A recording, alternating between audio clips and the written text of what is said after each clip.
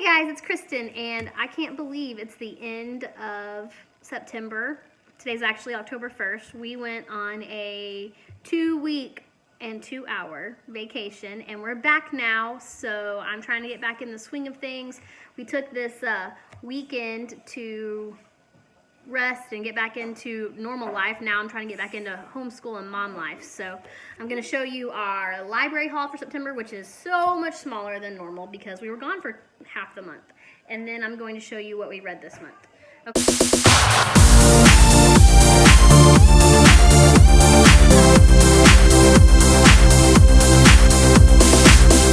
So our library haul included Katie and the British Artist. We're making our way through the Katie series. They're just fun, and I use them for co-ops, so it's part of my library haul.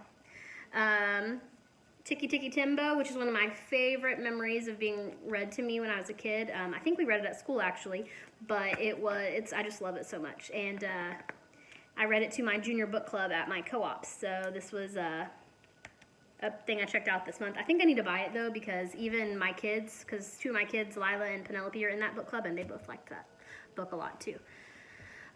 This is for me. It's Trim Healthy Mama cookbook. I don't follow Trim Healthy Mama, but Trim Healthy Mama is low carbs, so I wanted some recipe ideas, and so I checked this out just to see if I liked it before I paid the money to buy it. Okay, so for our road trip, which we didn't get to any of them on the road trip, we'll still read them, but I thought I was going to use them on the road trip. I got each kid a Playaway, which if you've seen my homeschool favorites, I think, or my summer favorites, one of the two, I'll try to link it above. Who knows if I will, though. We'll see. Is Playaways. So I got, this is book 3 of the 39 Clues Playaway. I also got books 2 and 1 of 39 Clues. It's a new series I want the kids to start. So, and then we got Wonder. Lily really likes Wonder, so I got her the book. And then this is Mr. Limoncello's Race to the Earth. Okay, so I was talking about Mr. Limoncello's Great Library Race. I grabbed it because I was so excited to see that my library had more than one Playaway. I mean, every time I've gone to get a Playaway, they've only had one. So when they had 10, I was like, oh, give me all of them. I took only 5, but I do not think this is the first one in the series. I need to look it up and get the first one because I want to read it in order. So then I have Enemy Pie. It's another book we're going to read in my junior book club. And this was a really cute book. I'm trying to balance things. It's not working. Okay, I got After the Fall by, it's covered up with all the library things. Oh, Dan Santat. It's a Caldecott Medal winner. It was really good. I was surprised. I thought it would be funny because it was like a, a fractured fairy tale. Or Stop. Sit down. Let Poppy go to sleep. It is, it's like a fairy tale retelling or an old story that you know is retelling. It's actually nursery rhyme, but you know what I mean. So we really liked this book in my class, and I was glad to have checked it out. So that was what we've checked out this month. I know it's not very much, but what can I say? We were gone half the month, and I don't like the idea of having library books waiting. In fact, I have 4 that I hadn't returned that we took with us and are late, so I have to pay a fine on them now. So, blah. But anyway. So as a family, we read, where did I have it? We read the rest of Pinderwicks at Last. I showed it to you last month. We finished it up at the very beginning of this month. It was super good, loved it, couldn't say enough good things about it. You need to read the Pinderwick series.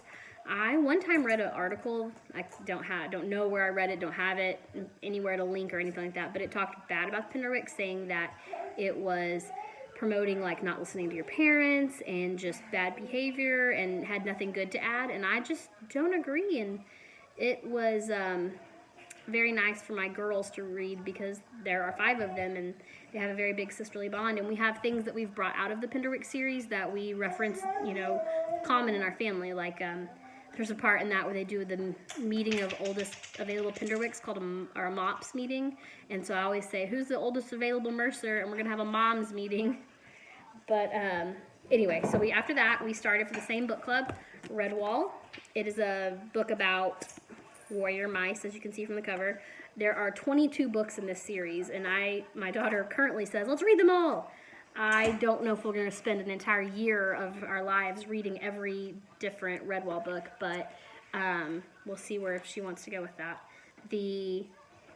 I did not like this book at first because we're reading along and we're also listening to Audible, but the Audible has accents, heavy accents, so I had a hard time understanding it first, and so I knew that they did, but as I released a little bit and just let it go, it's really good. I really enjoy it.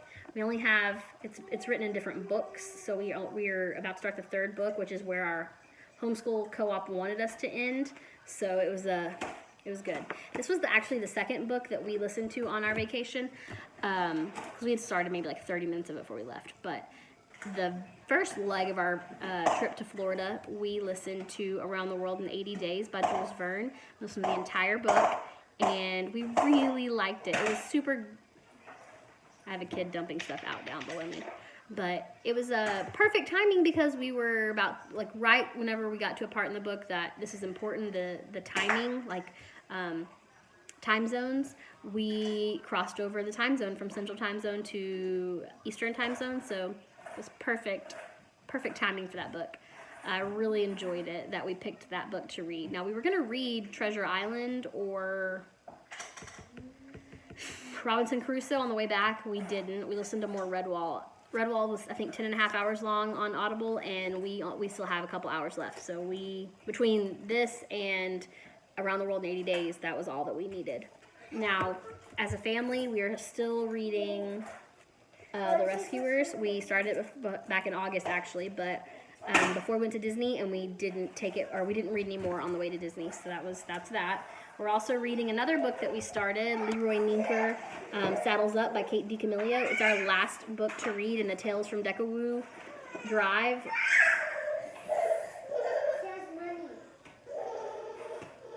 It's fine as long as she doesn't put it in her mouth. Good, I'll check it in a second. Our last one of Kate DiCamillo's books, Tales from Decawoo Drive. So we're happy to finish that up. That's all I think as a family that we've been reading lately.